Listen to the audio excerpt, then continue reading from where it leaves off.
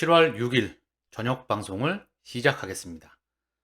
비트코인의 가격은 4,110만원. 여기 하락 나왔을 때 시장이 흔들거렸죠? 여기 하락하고 물량을 소화해주고 있죠? 안 빠질 거야. 이런 신호를 보내는 것 같아요. 그림이 그렸죠? 자, 오늘은 코인 시장, 그리고 주식 시장, 채권 금리 시장, 외환 시장, 종합적으로 한번 보시죠. 채권 금리가 많이 튀었더라고요. 채권 시장 참여자들은 연준이 7월에 금리 올리는 것을 높게 보는 것일까요? 제 개인적으로는 높지 않다고 보고 있습니다. 시장에서는 높게 보고 있지만 말입니다. 자, 먼저 한번 쭉 한번 훑어보시죠. 자, 비트코인의 가격은 4,110만원, 월봉을 한번 보고 갈까요? 자, 월봉입니다. 자, 누가 봐더라도 딱 나는 가겠다는 신호를 나타내주고 있죠? 이동평균선은 확실히 돌파를 했고, 여기 돌파가 나오니까 달렸어요. 그러면서 물량을 소화하면서 이제 여기까지 갈 준비를 하고 있습니다. 이때 상당히 많이 헷갈리죠. 진짜 가는 거 맞아? 특히 이때 개미 무덤 때. 이때는 FTX 파산 때죠. 그리고 DCG까지 흔들었습니다. 이때는 반스까지 들어가야 될 때, 이렇게 빠질 때도 알트코인은 반스까지 들어갈 기회를 줬어요. 속칭 반스까지. 여유 자금입니다. 총알을 다 쏟아부어야 될 때 현금으로 갖고 있지 말고, 그리고 나서 다시 물량 소화하고 가고 있습니다. 알트코인의 본격적인 시즌은 도래합니다. 그럴 확률이 무척 높다. 차익 실현할 기회를 준다. 그게 하반기. 어느 기준점에가 도래할 확률이 무척 높다. 비트코인 현물 ETF, 리플과 SEC의 소송, 연준의 금리 인상 중단, 우크라이나 합의, 이 네 가지 카테고리 기준점에서 물가가 꺾여 나가면서 그러면서 자산시장이 2024년도 마지막 경기 퍼펙트 스톱 이전에 피날레를 장식할 확률이 무척 높다 언급을 드렸죠. 여기는 물량이 비어서 여기까지는 순식간에 갈 수가 있어요. 여기 돌파가 나와버리면 여기도 순식간입니다. 지켜봐야 돼요. 자, XRP 633원 지지부진한 흐름을 이어가고 있죠. 그쵸? 그래서 답답할 겁니다. 가격이 받쳐주질 않으니 펀더멘탈이 미친 듯이 확장하고 있는데 오늘 제가 오전 방송에서 또 어저께는 미국, 유럽, 일본, 중국 디지털 위안화 여기에 싱가폴 중앙은행과 싱가폴의 바로 시가총액 1위인 DBS 뒤엔 테마색이 있습니다. 블랙록의 주요 주주 중에 하나이죠. 싱가폴 중앙은행, 테마색, JP모건, SBI, 미국, 유럽, 일본, 중국 이들이 다 하나로 연결되었다. 싱가포르를 기준점으로 상당히 상징적인 의미를 갖고요. 오늘 오전엔 다시 한번 언급을 드렸죠. 페드와이어, 구닥다리 모스 부호를 썼던 통신 시스템, 금융기관의 전산망이 그 정도로 오래되었답니다. 중요한 건 굉장히 오래가 돼서 5일, 9시부터 지금의 업무 시간에 맞춰서 운행이 되고 있다는 거죠. 그걸 뭘로 바꾼다? 페드와이어를 페드나우로 바꾼다. 페드나우에는 리플의 파트너사, 서비스 업체입니다. 볼란테, ACI 월드와이드, 그리고 핀네스트라가 참여가 되고 있고요. 거기 거대 금권의 JP모건, CT, 그리고 골드만삭스, 웰스파고, 기타 금권들이 다 들어가 있죠. 그리고 제가 다시 방금 전에 언급드렸던 JP모건, 그리고 골드만삭스, 웰스파고, 뱅크 오브 아메리카 이들의 주인장이 누구인지 한번 보시길 바랍니다. 다 똑같아요. 뿌리는요. 달러의 주인입니다. 달러와 유로의 주인은 뿌리가 같더라. 조금 이따 보시면 놀라실 겁니다. 어쨌든 얘기가 살짝 샜는데 코인 시장은 현재 리플은 살짝 지루한 모습을 보이고 있으나 마지막은 너무나 화려할 겁니다. 가장 길고 가장 끝판왕에게 파괴력 있게 이 모든 시장을 섭렵할 거예요. 주인공이니까. 이더리움은 256만원 물량 소화하고 있는 중이다. 그렇죠? 해외 증시를 볼게요. 간밤에 다우, 나스닥, S&P는 하락으로 찔끔 약보 합세로 끝이 났다. 나스닥을 볼까요? 엄청나게 달려가고 있습니다. 자, 이렇게 쭉 이때가 연준의 자이언트 스텝 기간이에요. 1년 만에 5% 가까운 베이비 스텝을 넘어서 빅 스텝을 넘어서 자이언트 스텝이었습니다. 0.75 한 방에 말입니다. 그리고 시장은 박살냈어요. 실물 경제는 완전히 초정 박살났죠. 자산 시장도 초정 박살이 났다. 금리 인상 중단 기대감에 먼저 달렸다. 막상 중단하고 나면 물량을 소화하고 갈 확률이 높겠죠? 중단 기간에 말입니다. 그러니 이런 시스템이니 대중이 얼마나 헷갈리겠습니까? 경기가 박살날 것 같더니 지들은 먼저 담았어. 그리고 끌어올려. 헷갈리니까 물량 소화하고 막상 중단하니까 떨어지잖아. 뭐야. 그리고 물량 소화하면서 간다. 진짜 가나 본데? 그리고 개인들이 여기 끌어닥치는 겁니다. 다시 한번. 그리고 열심히 또 개인들이 마지막 피날레를 장식하겠죠. 그리고 불꽃쇼와 함께 끝날 겁니다. 그게 내년도 중반부 기준점으로 보고 있고요. 자, 달려나가고 있죠. 자, 그러면 미국 달러의 흐름을 좀 보시죠. 10년 흐름입니다. 엄청난 달러 강세였었어요. 그쵸? 원달러 환율이네요. 죄송합니다. 원달러 환율 1304원. 달러가 엄청나게 강했다. 원화가 엄청나게 약세였던 적이 있었어요. 원화가 엄청나게 강세였던 적. 그러고 나서 차익 실현 물량이 떨어졌다가 최근에 이 정도까지 와 있는 거예요. 그러면 원화가 강세로 갈 확률이 조금 더 높아지겠죠. 시장이 위험자산 쪽으로 오게 되면 말입니다. 자, 엔화의 10년 동안의 흐름이에요. 보이시죠? 엔화가 엄청난 초저 약세 중이다. 이것 또한 의도적이다. 그쵸? 시장을 리발벌 시키는 과정으로 보고 있다. 엔화는 안전자산이 아닌데 안전자산의 역할을 하고 있습니다. 어쨌든 시장이 흔들거리면 다시 얘가 꺾여 나가겠죠. 어쨌든 중요한 건 엔화 약세, 달러 인덱스의 가격을 보겠습니다. 얘가 선진국 통화와 비교한 겁니다. 유로, 엔, 파운드, 스위스 프랑, 스웨덴 크로네로 달러를 비교한 거고요. 얘는 원화와 달러를 비교한 겁니다. 자, 보시면 비슷하게 생기긴 하는데 조금 다르긴 하죠. 달러가 엄청난 강세였었다. 자이언트 스텝 기간에. 그리고 차익 실현 물량이 먼저 나왔다. 그리고 여기서 눈치를 보다가 살짝 튀었다가 다시 꺾일 확률이 높겠죠. 달러가 엄청나게 약세했던 적이 있었죠. 고점과 접점의 중상단 부분에 있습니다. 중상단. 그쵸? 요 라인에 딱 지지를 받고 있어요. 꺾일 확률이 높겠죠. 얘가 꺾여 나갈 때 시장이 한번 달려나가겠죠. 그쵸? 우리는 그 기준점을 보고 있다. 자, 시장 금리 한번 보겠습니다. 미국채 10년물이에요. 엄청나게 튀었어요. 3.98. 연준의 금리 인상을 확실시하는 것일까요? 얘가 튀면은 자산 시장은 안 좋거든요. 3.97 시장 금리의 대표적인 부분입니다. 1개월모로 봐도 엄청나게 튀었어요. 그쵸? 엄청나게 튀었습니다. 단기간에. 자, 그리고 3개월물을 보더라도 엄청나게 튀었고요. 1년치를 봐도 고점에 거의 근방에 있습니다. 3년치를 봐도 거의 최고점 부분. 10년치를 봐도 거의 최고점 부분에 있다는 거죠. 연준이 미친 듯이 자이언트 스텝을 달렸던 게 보입니다. 그러면 얘가 떨어질 확률이 높겠죠. 물가 상승률이 떨어지고 있으니까 연준이 금리 인상 중단과 함께 얘가 꺾여 나가면 시장이 돌아 나갈 확률이 높다는 것이죠. 어쨌든 중요한 건 최근 단계적인 흐름은 엄청난 시장 금리의 강세였는데 자산 시장은 아랑곳하지 않고 달렸습니다. 주식은 달렸다. 코인도 달렸다. 코인도 달렸다. 그쵸? 시장이 금리 시장을 다르게 보고 있습니다. 채권 시장의 참여자와 코인 시장의 참여자와 주식 시장의 참여자가 다르게 보고 있다. 누가 이길까요? 저는 이쪽에 배팅을 해봅니다. 물론 흔들거리면서. 뭐든지 이렇게 가진 않아요. 흔들거리면서 간다. 출발지와 도착지는 여기에서 수백 번, 수천 번 흔들어댄다. 내 마음이 흔들거리는 것이죠. 가격에 따라서. 실시간 계좌 잔고에 따라서. 제가 믿지 말라 그랬죠? 실시간 계좌 잔고. 마이너스 60, 70, 80이건 믿지 말아라. 한 달에서 두 달이면 게임 끝내버린다. 그리고 길면 3, 4개월 파동이 있다. 그때 수익권으로 나올 수 있는 기회를 준다. 대부분의 98%, 99%는 그 상황을 못 견디죠. 아시겠죠? 이 방송을 보시는 분들은 1% 안에 들어가셔야 됩니다. 블랙록 CEO 레리 핑크 ETF 승인 촉구하고 있다. 암호화폐 신고 기준 하면서 레리 핑크 블랙록 CEO가 금융 시스템의 비트코인은 혁명을 일으킬 수 있다. 우리는 규제 당국과 협력하고 있고 ETF 승인과 관련된 모든 문제에서 좋은 실적을 가지고 있다. 블랙록이 하고자 하는 건 암호화폐를 더 대중화하고 투자자들을 위해 훨씬 더 저렴하게 만드는 것이다. 규제 당국이 우리의 ETF 신청을 암호화폐를 민주화하는 방법으로 봐주기를 바란다. 민주화는 세상에 없습니다. 개인적으로 저는 없다고 생각합니다. 인간 마음이 다 자기중심적이죠. 어쨌든 중요한 건 입장에 따라 바뀌는 것 뿐입니다. 기득권은 절대 그 기득권을 놓아줄 수가 없어요.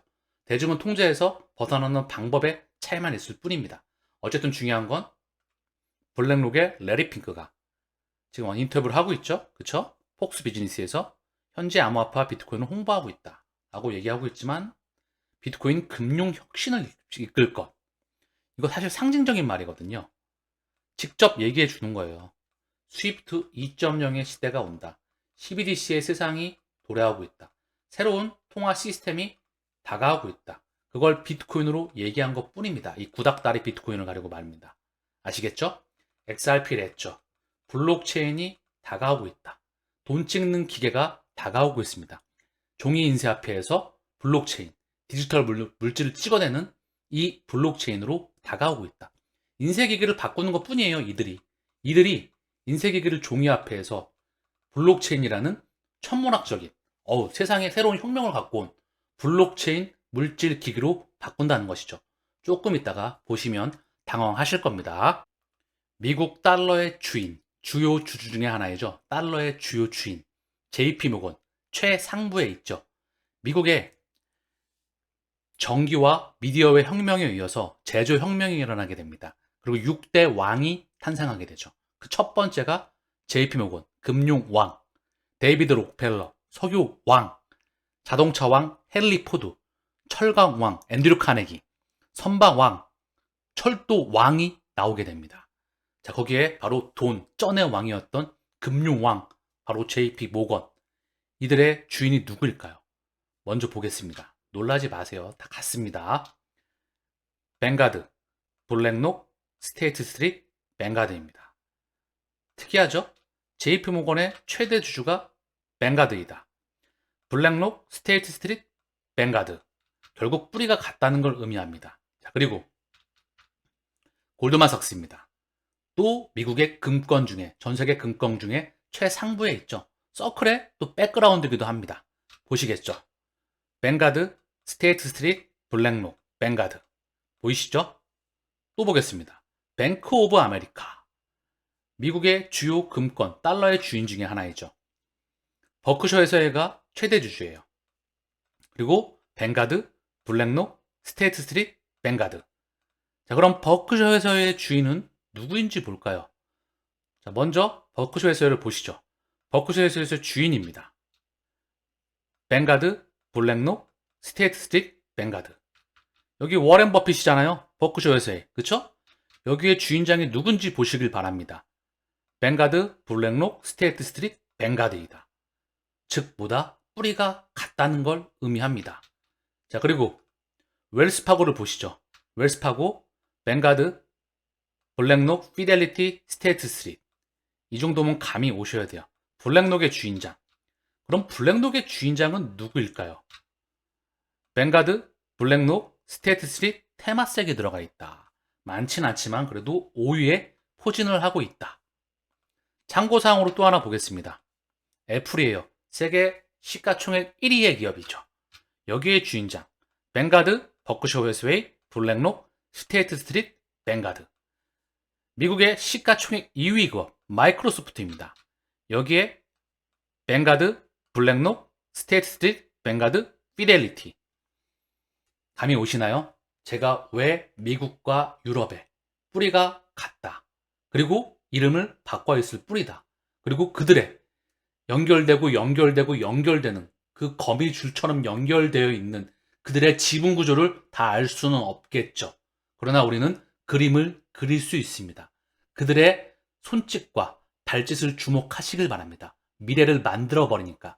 미래를 만들어버린 사람의 움직임을 포착해서 끝에 가서 기다리는 것. 다만 그 과정 안에서 수백 번, 수천 번 흔들기가 있을 뿐입니다.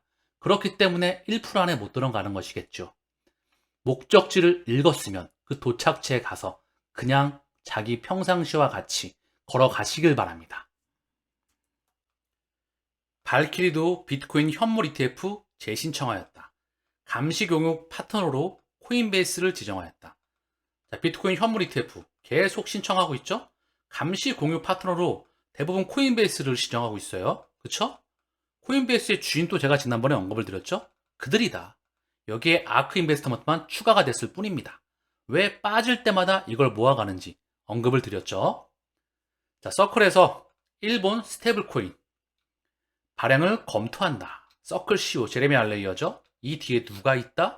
이 사람은 CEO고요. 이 뒤에 쩐주가 주인이라고요. 그게 바로 골드만삭스와 그들이다.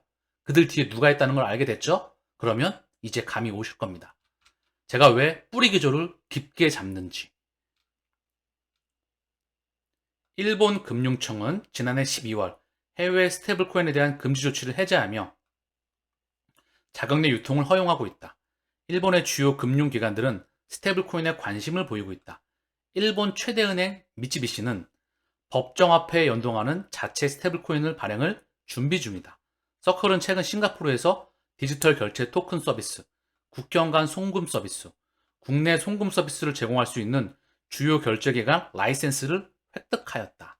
서클, 스테이블 코인입니다. 스테이블 코인과 CBDC가 있죠. CBDC에는 도매와 소매가 있습니다. 도매는 거액 결제용, 소매는 소액 결제용이죠. 스테이블 코인은 또 지금의 현금과 같은 역할을 하게 될 겁니다.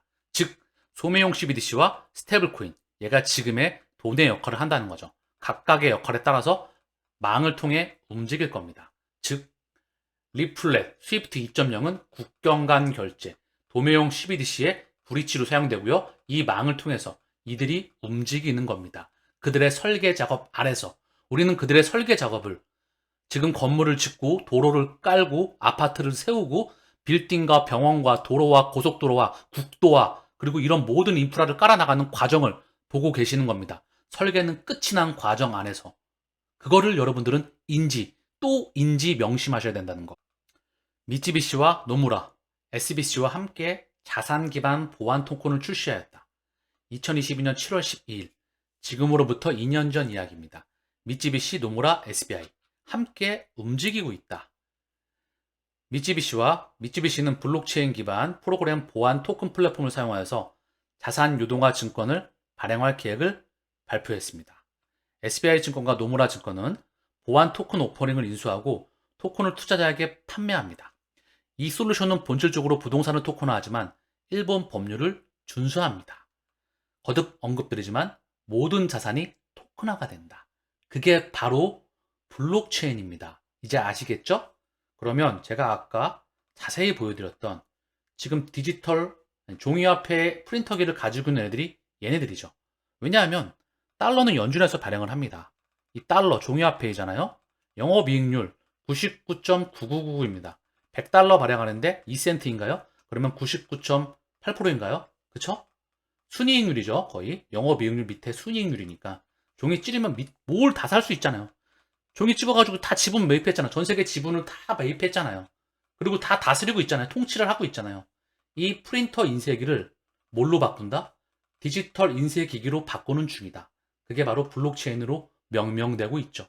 프라이빗 블록체인이건 퍼블릭 블록체인이건 퍼블릭 블록체인은 지분 증명이건 또는 채굴이건 간에 채굴 산업도 점령이 끝났습니다.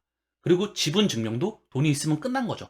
지분 가진 놈이 짱이니까 노드 많이 돌리니까 그게 무엇이든 간에 그리고 이미 프라이빗 블록체인은 XRP ledger가 심장이죠. 그건 이미 그들끼리 만들어 나가고 있다는 겁니다. 전 세계 리더들과 함께. 자, 리플의 인사이드 아티클입니다. 2017년 3월 지금으로부터 6년이 넘은 이야기죠. 일본 최대 메이저 은행인 미쓰비시, 리플의 글로벌 결제 운영 그룹에 합류하였다. 당연히 합류해야 되겠죠. 이제 이해 가시죠?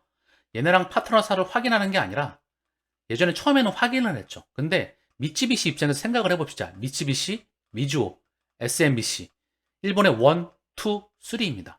얘네도 생존을 위해서 여기 들어가야 되는 거예요. 거기 SBI가 기준점에 있다는 거죠.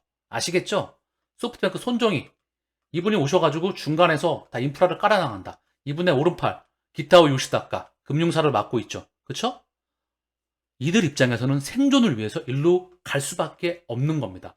아니면 죽는데 생존입니다. 생존. 아시겠죠? 그래서 뭐든지 그들의 입장에서 생각을 하면 미래가 보이더라. 자, 그러면 제가 언급드렸던 이걸 볼게요. 자본구조. PNC뱅크와 블랙록은 뿌리가 같다. 산탄데르, 뱅가드, 미주오, JP모건, 그쵸? 아까 블랙록, 뱅가드, 스테이트 스트리트. 얘네 자금이 안 들어간 곳이 없었죠? 여기에 JP모건도 마찬가지고요. 미주오와 미쓰비시, SBI, 여기에 SMBC도 다 연결이 이미 끝났다. 버크셔 해서의 뱅크 오브 아메리카. 뿌리가 같다. 이들의 뿌리는 다 같다.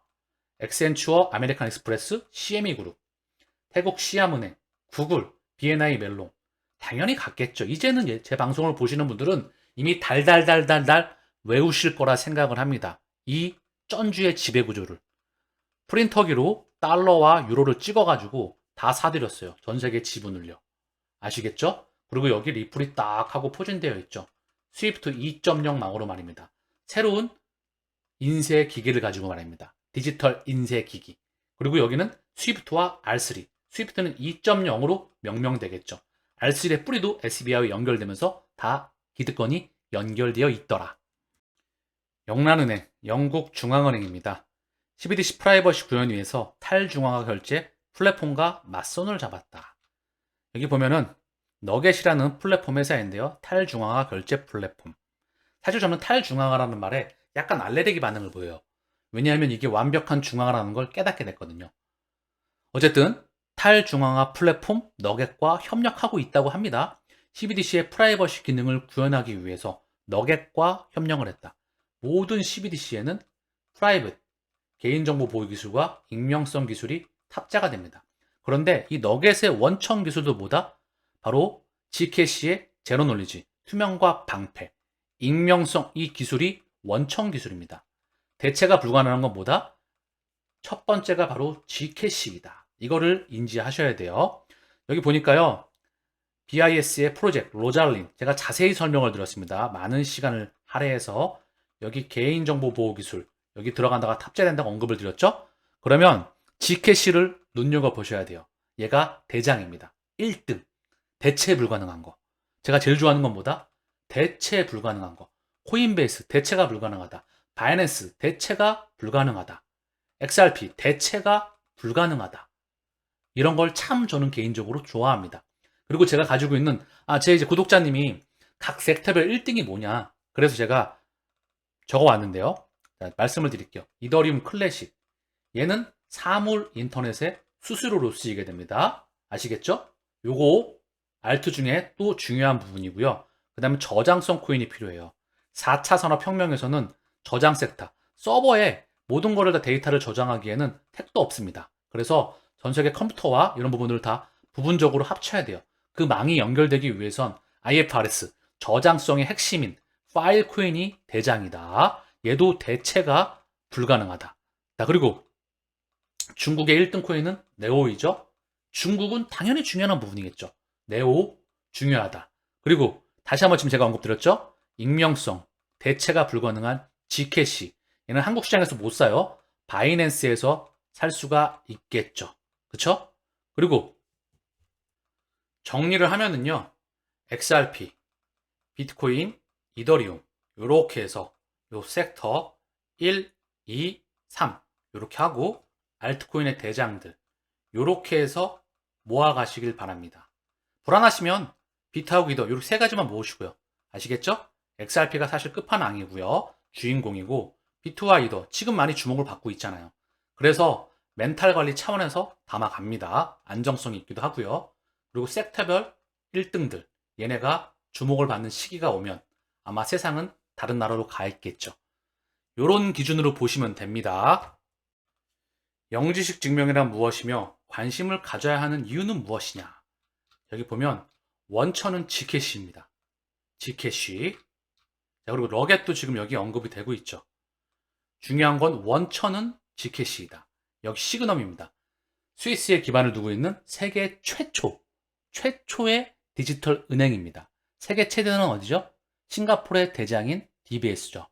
세계 최초는 시그넘이다. 메타코와 깊은 관련이 있고 리플과도 깊은 관련이 있습니다. 연결되지 않을 곳이 없겠죠. 여기에서도 언급을 하고 있어요. 뭐다? 영지식 증명. 제로 놀리지 증명을 하는 기반 프로토콜이 많은 관심을 받고 있다. 1985년 MIT 컴퓨터 과학자들에 의해 발명이 되었다. 자, 그 흐름을 보여준다는 거죠. 이렇게 변동이 심하나 결국은 우상향을 그려 나가고 있다. 프라이버시 코인이다. 반드시 100% 필요합니다. 대체 불가능하다. 주식으로 예를 들면 엔비디아 대체가 불가능하죠. 애플 대체가 불가능하죠. 마이크로소프트 대체가 불가능하죠. 테슬라도 이제 대체가 불가능하게 됐습니다. 아시겠죠? 대체가 불가능한 섹터를 가격이 떨어질 때마다 다만 시장이 폭발적으로 성장하는 그 기반 위에서 담아라. 떨어질 때마다. 그게 현 XRP이다. 잠깐만 XRP를 차트를 보고 갈까요? 이 이야기가 나온 김에 얘가 바닥을 박박 기고 있으니까 월봉 기준으로 좀 볼게요. 대체가 불가능한데 여기 있어요. 그럼 저는 어떻게 본지 아세요?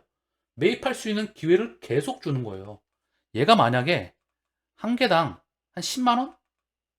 약소하게 잡았습니다. 10만 원 가면 지금 담으면 몇 배예요, 여러분? 이때까지 동행할 수 있겠습니까? 아니 만약에 100만 원 간다 쳐볼까요? 지금 600원이에요. 이 가치를 확신하시면 지금 진짜 하늘이 주는 기회 아닐까요? 그쵸? 근데 그거를 개인들은 못 본다는 겁니다. 심지어 본인이 투자해놓고 맨날 헷갈린다는 거죠. 사람이라서. 그 사람을 자신의 한계를 넘어서길 바랍니다. 그래야 목적지에도 동행할 수가 있겠죠. 부족하지만 그 한계를 넘어설 수 있게끔 하던데 많은 도움을 드릴 수 있도록 하겠습니다. 갑자기 이런 생각이 드네요. 이 정도 얘기하면 진짜 찐이라는 말은 들어야 되겠죠? 그쵸? 어쨌든 중요한 건 그렇게 보시길 바라겠고요. 금융위원회 직원 암호화폐 신고 기준 구체화한다. 자, 한국에서도 그 인프라가 깔려나가는 초도 작업이 계속 진행되고 있다. 유럽연합 첫 블록체인 규제 샌드박스 프로젝트 20개를 선정하였다. 유럽도 지금 치고 나간다. 그 과정에 있다. 자, 어폴도 10억 달러 상당의 XRP를 보유하고 있다. 총 자산의 59% 규모이다. 암호화폐 중개 및 금융 서비스 플랫폼 어폴드가 최근에 발표한 재무보고서를 통해서 10억 5,600만 달러 상당의 XRP를 보유하고 있다고 밝혔다. 어폴드 사용자들의 XRP 보유량을 상회하는 규모로 어폴드의 총 보유 자산의 59%를 차지했다. 어폴드 플랫폼에서 발생한 총 거래량 중 XRP 거래는 약 28.5%를 차지하며 누적 1,740만 건 이상의 거래가 체결된 것으로 나타났다. 잭 더 리플러님의 트위터입니다. 바닥에 낮을수록 공간이 높아집니다. 현재 500원, 600원, 700원 고기를 계속 왔다 갔다 하고 있죠. 그리고 고점인 3.46달러, 지금은 0.47, 고 부근. 그리고 여기 한번 파동을 일으면 311달러. 여기 고점을 돌파하면 뚜껑이 없습니다. 순식간에 날아갈 수도 있겠죠. 투더문 또는 우주선 폭발. 그렇게 기다리던 시간이 오래 걸리건 적게 걸리건 시간의 차이는 발생을 합니다. 그러나 도착을 한다는 것이 중요하겠죠. 아멜리엠의 트위터예요. 많은 분들이 크립토에서 100만 잔다가 될 것입니다. 저는 이거를요 99.9% 확신하는 게 아니라 100% 확신합니다. 100%, 단 1%만이. 아시겠죠? 이 안에 들어가셔야 됩니다. 오늘 포트폴리오 참고를 좀 드렸어요. 그 기준점으로 보셔야 됩니다. 이렇게 나눠놓고. 그리고 가격이 빠질 때마다 모아 가셔라.